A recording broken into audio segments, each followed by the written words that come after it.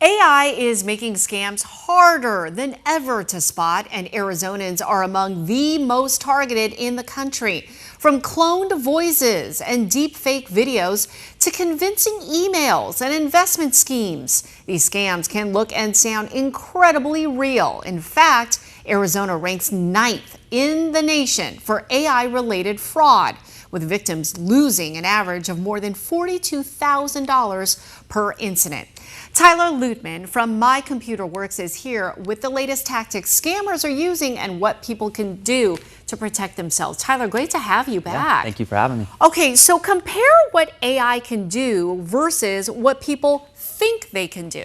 I think you need to remove that science fiction aspect, right? So a lot of people think that AI is like all-knowing and it's this final like answer. very big brother, right? Yes, very big brother, as if it has access to everything out there, and that's not true.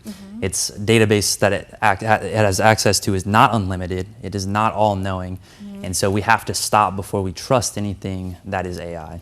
You know, it feels like we're inundated all the time with AI photos, videos, emails, all of it. So how do you tell if something that you see online is real versus produced by AI?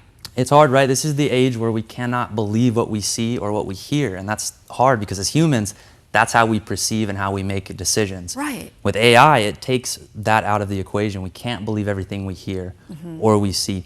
There are some giveaways that can help us out, right? So people, when AI creates people, it can mess up hands, facial structure, facial features that it doesn't know how to properly create.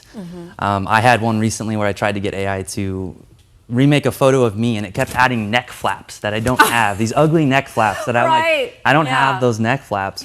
But it just couldn't get it right. It never got my neck the way it's supposed to, and it was such a giveaway because it's like that's not a normal characteristic or feature that somebody would have. Right. They were so profound and sharp. Yeah. So if you start to look at like hand structure, AI has trouble with hands, facial structure. Look for those indications.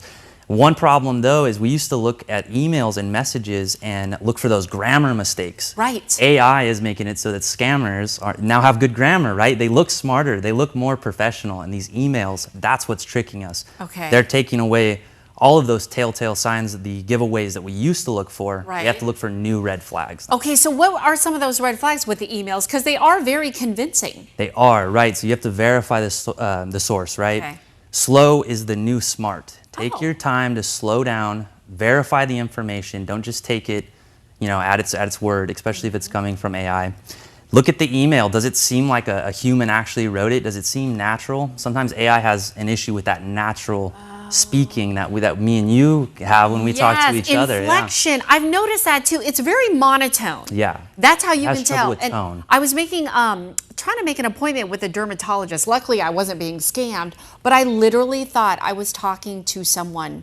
Like a real human. Like a real human. human. Oh no. And then it flipped me actually to someone, but it's like it prompted me to go through the robot, right? Yes. And then when it needed more, information and what have you, to the real human. But yes, I did notice that flat, kind of monotone sound. Yeah. You hear it in the ChatGPT voice, right? Like if you watch the videos, it's not as human as like when me and you are talking. That doesn't have that natural tone to it. Exactly. Yeah, that is a good indicator.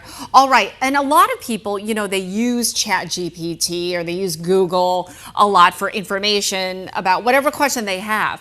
How do people know that they should trust the answer that AI is giving them?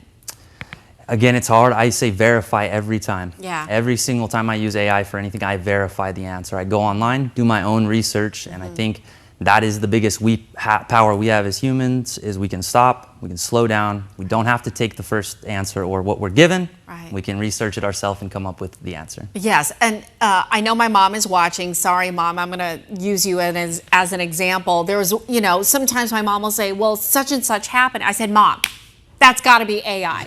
You have to look at the source. You have to verify and go back to a reputable, credible source to make sure that that is actually true. And speaking of which, you have a personal experience too. Something happened to your family member. Yeah, my grandmother received a call.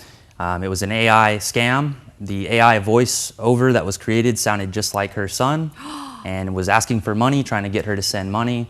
It was very convincing, but again, the tone was a little off. Something especially mother's intuition, right? She caught it. She Right. heard, that's not my son. So as soon as she really slowed down and paid attention to not what was being said, but how it was being said, that's when the light bulb went off and the red flag was very clear to her. Yeah. And then she called him and verified, hey, did you call me? That's And he didn't. so good. Yeah. Oh my gosh, thank goodness she thought, the what and the how were a little off. Exactly. And then to verify that, that's huge. And my big takeaway from this conversation, slow is the new smart. Slow is the new smart. Take I your like time. that. Take your time Really and assess good. it. Yeah. Okay, Tyler, great information. We you. appreciate all of it. Thank Yeah. you so much. Stay safe out there. We'll be right back.